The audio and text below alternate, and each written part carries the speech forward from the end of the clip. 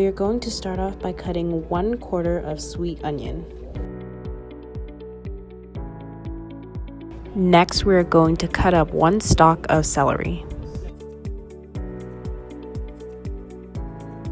Now we are going to cut up 4 scallions. Cut up 1 teaspoon of capers.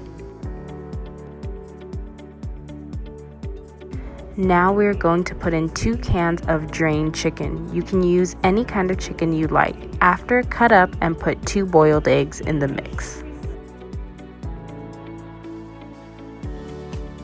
First, we start off with our celery, 4 scallions,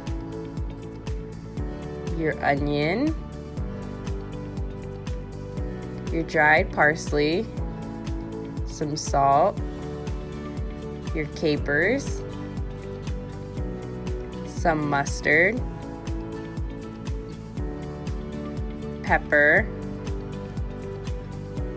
relish, some lemon juice, and finally some mayo. Now we can mix our ingredients together. There you have it, your chicken salad sandwich with crackers.